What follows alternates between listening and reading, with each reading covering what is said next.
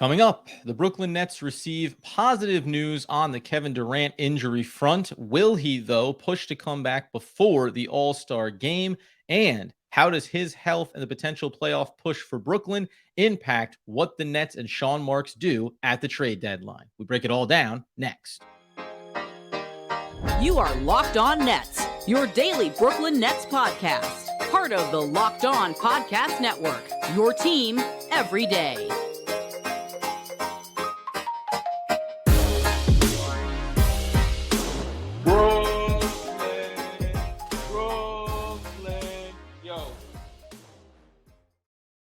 Yes, my friends, it is the Locked On Nets podcast right here on the Locked On Podcast Network. It's your team, the Brooklyn Nets, every single day. Not seen over there is one Doug Norrie, or heard for that matter, but he is the owner and operator of DFSR. For all your daily fantasy sports rankings from DraftKings to FanDuel, he's got you covered. I'm Adam Armbrecht, breaking down the New York Football Giants right into the offseason on the One Giant podcast with my boy Andy Mack. We thank you for making us your first listen of the day, free on all those great platforms, and let you know and today's episode is brought to you by FanDuel Sportsbook, official sportsbook of Locked On. Make every moment more. Visit FanDuel.com/LockedOn today to get started.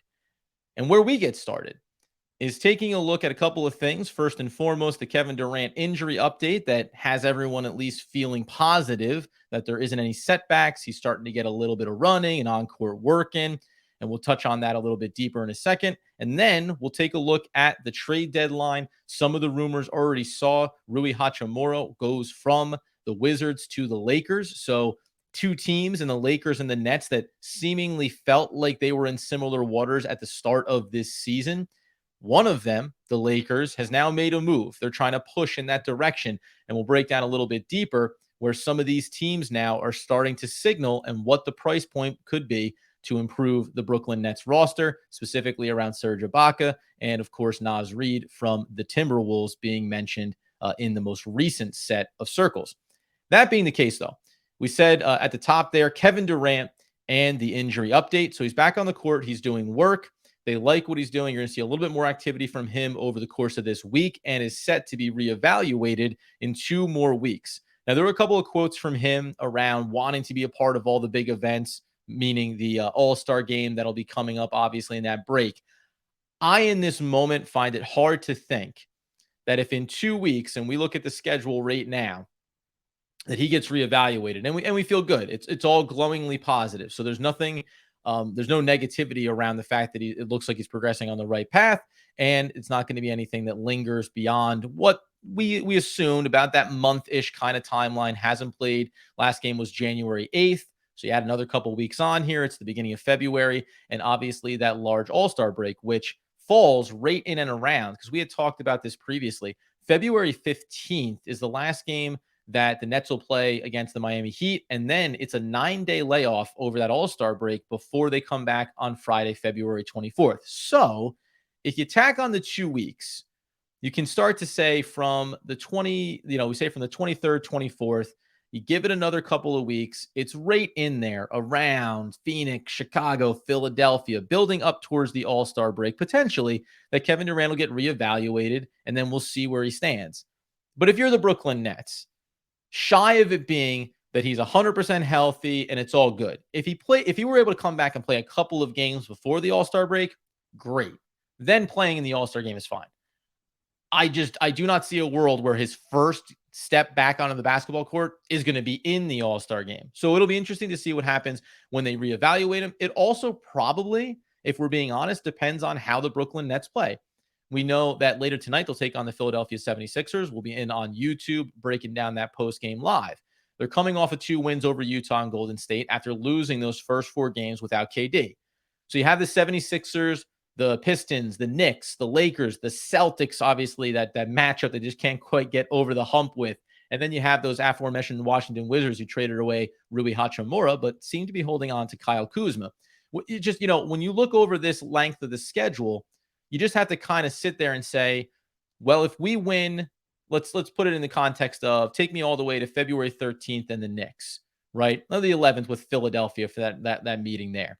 If over those 4, 6, 8, 10 games that they have, well, if the Nets go 6-4 over those 10, then maybe you're inspired to not push Kevin Durant back. Again, if he's ready to go, you get him out on the court a couple of games before the All-Star break.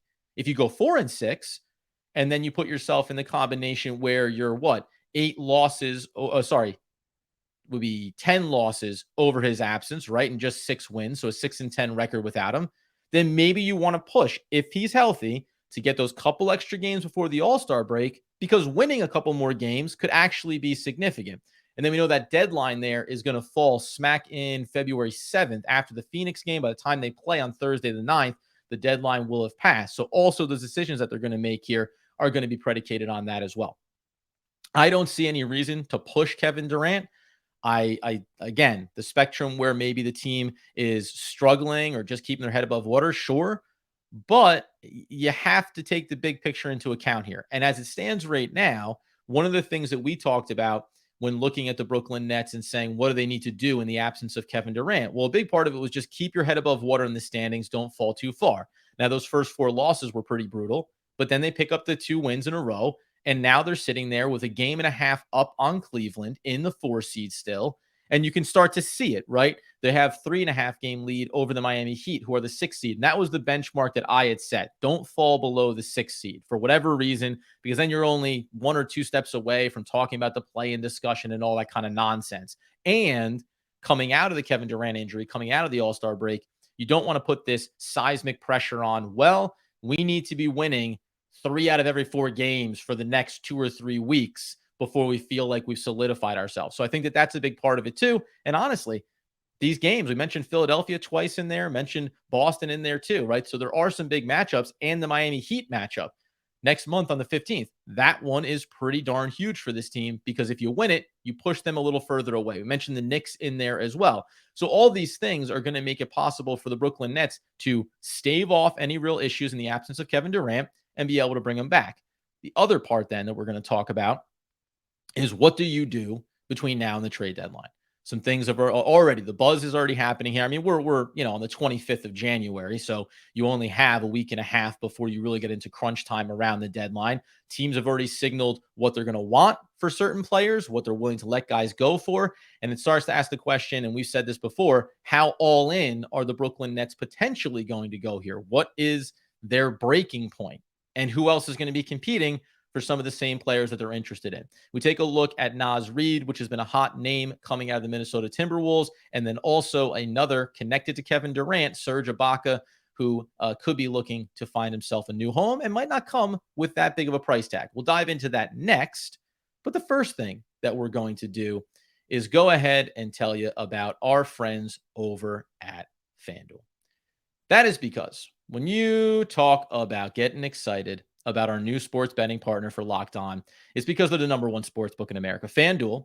And if you're new to FanDuel, by the way, that's even better, because they have so many great features that make betting on sports fun and easy. If you are thinking about the NFL this weekend, you can go over right now. It is the conference championship games. You've got San Francisco going to Philadelphia. I'm a Giants guy.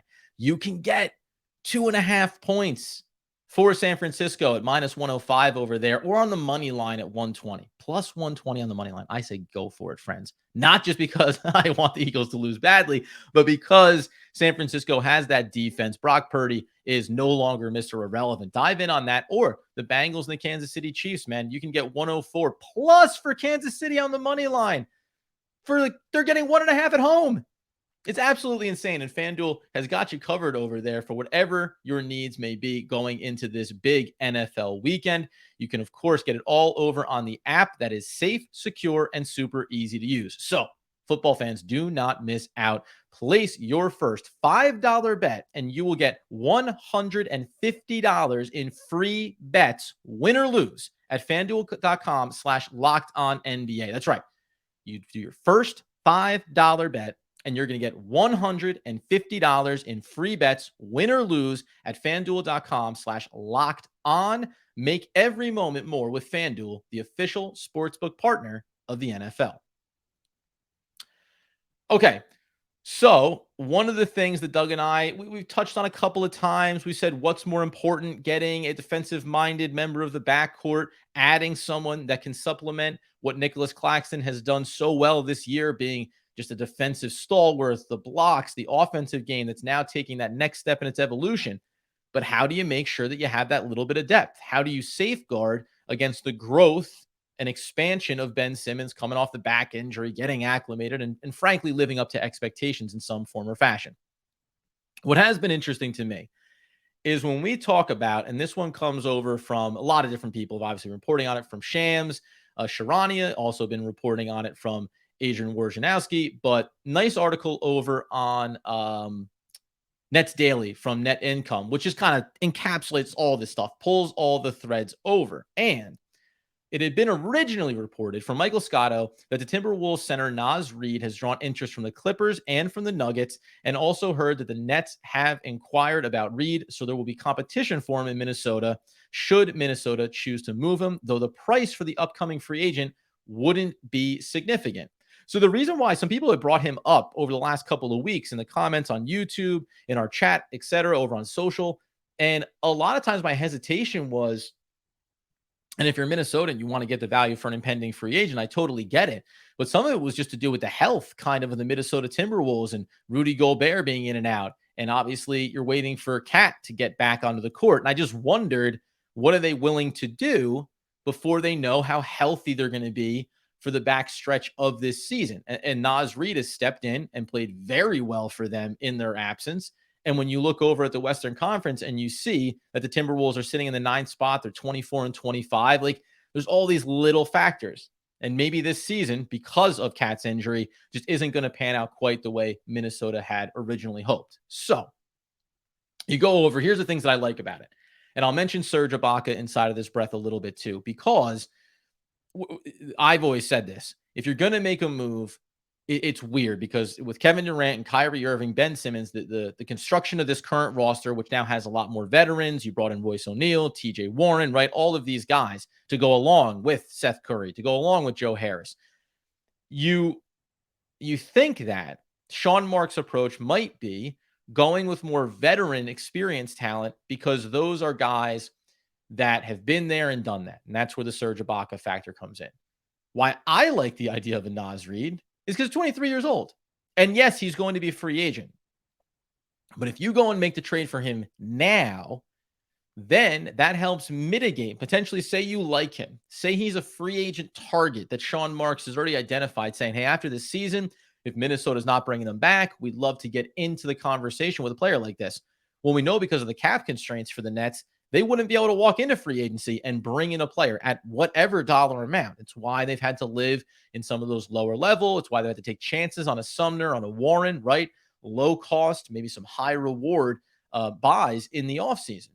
But if you have Naz Reid, well, then you get to negotiate with him underneath the Brooklyn Nets. So you can save yourself in that way. So if the Nets like him as being a complementary piece to Nicholas Claxton, then I think it makes a lot of sense. And there's obviously versatility to his game as well. 6'9", 264. The versatility defensively is there. The size, the bulk. I mean, in a lot of ways, you could almost think about not one-to-oneing anything about this other than you can think about Marcus Morris being a guy that has bulk. It's something that the Nets wanted to have a little bit more of, right? And Markieff Morris hasn't played a lot over the course of this season. So if you're just thinking about like the model of something that you want to bring in, someone that can play more physically on the defensive end, obviously, then Naz Reid is a guy that makes a lot of sense. And you've seen now in recent days how his minutes have slowly creeped down, probably in preparation potentially for him being traded here. But they put a showcase on there going back to the middle of January, the 14th, 16th, 18th, and 19th. Over that 4-game stretch, he played 28, 22, 26, and 22 minutes. He gave you 17, 7, 17, and 6 in terms of production from a scoring standpoint. And he also gave you the rebounds. 3 out of those 4 games, he had 7 rebounds. And overall, he's averaging almost 5 on the season. But when you're giving him significant minutes, he's giving you 6, 7, 8 rebounds per game.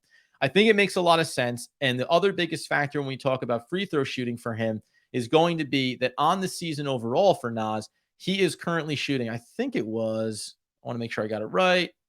He's shooting 69% on the season. He's a 72 nearly free throw shooter on the season. This is a massive X factor here. If you talk about late in games and that balance between Nicholas Claxton and Ben Simmons and feeling like you can't have both or maybe even one of them on the court, this affords you the ability to say we have a bigger body that can play at the 5, play up to the 5 if you needed to, positionless basketball, who cares? Have him out on the court, and then you mitigate some of the hack of Claxton, hack of Ben. Now, I still think, and we saw this going back these last couple of games with Brooklyn, that you can look and see how one, I know it hasn't been perfect, but I believe that Nicholas Claxton's free throw shooting is going to come around to something respectable. I'm not talking about all of a sudden he's going to be a 70% free throw shooter. However, I can see the world where Nick Claxton, who is shooting on the season, probably he's got to be shooting, I think, like his worst. I've always said that he can continue to get better at the free throw line, and he's consistently gotten worse, which he has. He's shooting 46% this year. He shot 58% last year, which was a disaster in the playoffs, where you figure it's just a case of the yips. So again, do I think that he can get to a point where he shoots 55% consistently from the line? Yes, I do. Is that going to be good enough? Maybe, maybe not. But if you think about not having Ben Simmons on the court in late games, having the option of Naz Reid is obviously a significant one. Now, the other thing is the price tag here. And it says, not going to cost a significant amount. We heard, and we'll talk about him here in a second, Serge Ibaka going for a second-round pick. Second-round picks are really easy to let go of because they are, by NBA, by draft standards, it's a total crapshoot, right? Developmental prospect. Kessler Edwards, second-round pick. Do we like him? Sure. Did he flash last year? Yes. Has he just been hanging out in the G League and just got called back up? Certainly. So if you're talking about it being a low cost of a second-round pick, I like having that as that backup option. And we'll dive into where his game would benefit more for the Brooklyn Nets in a minute. The other side on Naz Reid, though, is just the competition for it. So if you're the Clippers and you're thinking you got Kawhi Leonard and you got Paul George and you're in the market for him, gosh, do you really want to go that extra layer deeper and make sure that you just solidify this roster and get going in the right direction here? Because we keep talking about where these standings are, teams that are going to be buyers or sellers, and what that can look like. The Clippers right now are the 5 seed in a very muddled Western Conference where in the blink of an eye, they're a half game up on Dallas and on Phoenix and a game up on the Jazz and just a game and a half up on the Timberwolves and the Warriors and the Thunder for that matter, right? So they are just one game distance between the 5 seed, game and a half, and the 11th seed right now. That is substantial in terms of how quickly things can either go the right way or the wrong way for you in the Western Conference. Now, the question becomes here, how much does it drum up the price point? Knowing that Reid is going to be a free agent, knowing that he's young, be a controllable potentially asset for a team that gets him, and just that there's competition on the market. This is where the Nets can get into dangerous waters. Now, the Clippers are a bit of a mess from asset standpoint as well, but they can send a player back and maybe a more intriguing player back to the Timberwolves. If you're the Nets, are you saying, hey, you want a Cam Thomas? That we've heard the conversations that D'Angelo Russell, that's someone they're going to be shopping here too. You want to get a younger scoring guard in the backcourt that you can build with this new version of the team that you've put together. I think there's an intriguing element there. So if it's, what is the price point? Cam Thomas and a second, Cam Thomas and a first for Naz Reid? The first round pick, and I don't know what this is going to look like because we've seen the pendulum of prices of the cost of these players swing already in the last couple of weeks. But if you think that Naz Reid could be a part of this team long-term, he's just 23 years old, then giving up a little bit more to get him is okay. It's only if you think this is a second half of the season and playoff run rental, then I'm a little less inspired to give up anything too significant. Although, again, Cam in a 2, I'm probably more than happy with if it means solidifying a position. But it, again, depends on who else and how heavily they're interested. Let's talk about then here in a second the Serge Ibaka impact, what his skill set means to the Brooklyn Nets potentially, and why obviously there's also another path maybe to picking him up depending on how things shake out here for his tenure with the Bucks. We dive into that in just 1 second.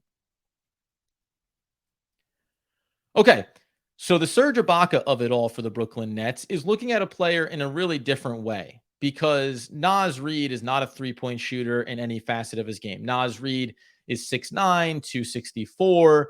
He gives you a little bit of a different type of a defensive skill set as well as offensive. And he gives you probably a more consistent, at this stage of his career, rebounding on both ends of the floor. Now, on the other side of it, when we talk about a Serge Ibaka, who has been reported, obviously the ties go back all the way to their OKC days with Kevin Durant, and the potential, he's just been out, waiting, wanting, hoping, right? Obviously at 33 years old, big difference. Obviously, we've only seen him in 16 games this year. But if you want to think about just where his career numbers are, the things that you like are obviously the three-point shooting. He's a career 36% three-point shooter, 35 last season, almost 39 the year before. He's been up and down for the most part. 2018-19 with the Toronto Raptors was one of his worst years at just 29%. But by and large, you can trust him to be able to be a guy, first and foremost, that can stretch the floor. Now, if we're talking about the difference between just skill set between Serge Ibaka and Naz Reid, if Serge Ibaka can provide you a level of consistency that you've seen from him over his career, even being 33 years old now, I like the skill set of Serge Ibaka because I want a guy that can stretch the floor when he comes on the court. It also means that if you bring in Serge Ibaka, now all of a sudden, playing the Nicholas Claxton 5, Serge Ibaka at the 4, or vice versa on the defensive end when you want to switch for assignments, etc. Kevin Durant all the way down to the 3, and then look at your backcourt and say Royce O'Neal and Kyrie Irving, or when you want to have Ben Simmons out there. And there's this world, and I'm throwing out every single combination feasible here, and TJ Warren into that mix as well. There is this world. Well, one of the other big areas of need that we'll talk about as the deadline approaches, the backcourt. You can start to mitigate some of that if you have a player or a skill set like Serge Ibaka's who can go ahead and play at the 5, can give you some rim protection, can give you some offensive rebounds, can do the things that you want in the traditional sense, and then also stretch the floor for you. Once you do that, you're talking about a guy that, listen, he's averaged 7 rebounds for his career. And I'm going back to last year, which only 19 games that year. So even the 2 years before, remember, right? A lot of injuries for Serge. 2 years prior, when he played with LA in 35 and 41 games. So again, not big sample sizes. And the big risk here is whether or not this guy could hold up, right? Or are you getting some version of a Blake Griffin, what he was versus what he is? 5 rebounds, though, per game when he's playing for the Clippers. Little over 5, little over 4 each time. But if you can get this minute share that when you want to mix and match a little bit, Serge Ibaka offers you a different versatility. My concern is that he doesn't have anything left, right? That's my concern. My concern is that it's LaMarcus Aldridge who comes in, shows something for a little stretch, and then when fans are saying, why aren't we seeing Serge Ibaka more? Because he doesn't have it anymore, right? He doesn't have it on the defensive end, or the injuries play a factor here. I don't know exactly where we think the state of Serge's game is, but he feels like a guy that maybe there's a buyout market chance here, depending on what the interest is. He's a guy that's been said, I mentioned in the last segment, a second round pick. That's a flyer. You're willing to let this guy go for a flyer. That means that maybe if you wait it out, there's an opportunity to pick him up on the buyout market potentially if the Milwaukee Bucks look to make a move, add a piece, need the roster space, etc. You have to wait and see how that plays itself out. From a skill set standpoint, I love it. From an age and functionality standpoint, I don't know. So it's a little bit interesting. The other interesting part to me is I had talked about Alex Caruso from Chicago, obviously being a really good piece that the Nets would love to add to their backcourt in a big way. Currently, Chicago sits at the 10th seed. They're 22 and 25. I don't know. They're 6 and 4 over their last 10. It doesn't sound like they're going to be ready to be big sellers here unless things go wrong in a hurry for them over this next stretch. And again, they got 6 and 4 in their last 10. They're kind of a pendulum swing kind of team, winning. They lost to the Pacers, but won 3 in a row over Atlanta, Detroit, and Golden State. I don't know if Golden State was actually resting in that particular game, but then lost 3 against OKC, against Washington, against Boston. Won 3 in a row prior to that. So they are up and down. You can go all the way through their schedule here and see them winning 4, losing 3, winning 4. Back and forth they go. So now when we look at their schedule coming up, having just lost to the Pacers, you sit and you think, well, Charlotte, Orlando, very winnable games, right? But if they lose one of those and then they play the Clippers, guess what? Charlotte again. And then they have Portland, San Antonio, Memphis, Brooklyn, Cleveland, and Orlando. The problem is, and that actually went right through the deadline. So up until the deadline for them, the 7th of February, which will be Memphis, they're going to have Charlotte, Orlando, Charlotte, San Antonio. 4 games there at a minimum that you feel like are very winnable. And then you have the Clippers, you have Portland, and you'll have Brooklyn on the 9th, so the deadline will have passed.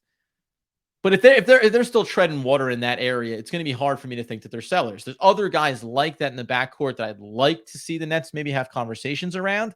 But unfortunately, the teams that are selling don't necessarily have those pieces readily available for the Nets to go and target. The other thing that came out of this, by the way, to touch back into the conversation over on Nets Daily from Net Income, when we talked about what the Nets are thinking here, Zach Lowe said, I think the Nets are going to be really active over the next 2 weeks, looking to add another piece. They have picks to trade. They have some mid-size contracts. So again, then the last piece of this is going to be, what do the Nets have on their books and what can they move potentially inside of these? Now, mid-size contracts, that's not going to be a Joe Harris. Mid-size contracts, that means a guy like Seth Curry who has that $8 million, $9 million hit right now sitting on the books, $8.496 million. That is a mid-size contract. All the lighter side things would be, Patty Mills, certainly 6.4. It's hard for me to think that they would move on from him just because they rewarded him with the contract. And if you're Sean Marks, we all questioned bringing back Patty and maybe not bringing back Bruce Brown. It'd be pretty brutal if you turn around and then you trade him at the deadline. That would be, even if it was for, a price matching standpoint or anything along those lines, that would be pretty difficult. And then everything else beneath that, though, is all $2 million range with Cam, with Day'Ron, with Sumner, with Markieff, with TJ Warren, Yuta, all those guys, right? Now, are any of those guys potentially players that you would put into the mix if it meant acquiring X? Maybe. I would stay away from any of the guys that they just brought in. Even Markieff Morris, we know they guaranteed the rest of the contract, so it's hard for me to think that those guys, Sumner, Yuta, TJ Warren, like all these guys that they guaranteed the rest of the contracts, it'd be a hard pivot to all of a sudden say within 3 weeks, within a month, we've completely gone the other direction on them. So from that standpoint, it's really Seth Curry. If you talk about mid-sized contracts, yes, Nicholas Claxton falls into that. They're not trading him, or if they do, they might have a revolt on their hands because I'll be outside Barclays Center losing my absolute mind. And then you have Royce O'Neal. Again, he's not a guy that's going anywhere. So then you get up to Joe Harris at the 18.6. So yes, they do have a couple, but realistically, it's Seth and then Patty. And those are both backcourt guys. And if you do that, some combination here, in my opinion, Sean Marks is going to have to accomplish. Say it's a Naz Reid, you want to go make that happen, great. But if it means moving out a contract in order to bring that in and adding a piece to it, or if it's moving a Cam Thomas with it, you're still going to have to find a way to functionally place something in the backcourt, potentially. We talked about ball handling and defensive ability. So it'll be interesting to see how they do it. Now, we've seen starting lineups with Royce O'Neal there. And if the belief is with some functional Naz Reid minutes, and you just kind of make yourself bigger and you live with some of the difficulties like we remember talking about in previous seasons and even this year, when you have Joe Harris on an assignment against a guard, well, between the size, yes, a little bit bigger so we can stay at least with him or in front of him. We saw this in the Golden State game, right? Curry's going to obviously get past him. But what Joe is trying to accomplish is staying on his hip, playing a little bit behind him, shielding him away from getting to the left side, forcing him into where the help defense was in a lot of those instances. And by the way, Royce O'Neal is a step better, 2 steps better defensively, 3 steps, however many. But maybe you live with them playing down on smaller guard scenarios, and by adding a Naz Reid or adding a Serge Ibaka, you have this rotation where you can say, yeah, and we keep funneling you back in towards the basket where the Claxtons, let's say the Reids and the Ben Simmons of the world try to do some work on the interior to make it more difficult. This is none of it's going to be perfect, but if all indications are the Nets are going to be active, I would expect that to be more than one move. I would expect it to be a backup big and something for the backcourt potentially. People talked about wanting another pure scorer. I don't know if that's high on the list or if they'll be capable of acquiring it, But the big question that it comes back to here is the Nets have some capital they can move and work with. And Doug and I have talked about this. We'll continue to debate it as we go forward. Where do they stand when we look at the idea of the Nets going all in on this season, right? Because then it's the off season. It's the Kyrie contract. It's where's Kevin Durant? It's, how does TJ Warren look? How does Edmund Sumner look? How do all these pieces fit together beyond this season? And how will you be able to retool on the fly in the offseason if needed? Some would say that's for the offseason. And all I care about now is making this team better, keeping ourselves in that 4 and above seed in the East, and being a team that's pushing for a deep playoff run. And it makes sense, like in a lot of ways. And that makes a ton of sense because it's been far too many seasons of not achieving that goal of a deep playoff run. Sean Marks needs to find a way to move the needle here. And it could be marginal. It might not be exactly what you want, but I think we will see something happen here. We'll come back into, I want to talk about Rui Hachimura. I mentioned him going to the Lakers and just what his skill set is. If the Nets, maybe would that have worked with the Nets? What would that have looked like, etc. So there is going to be some of that too. What else happened out there on the market?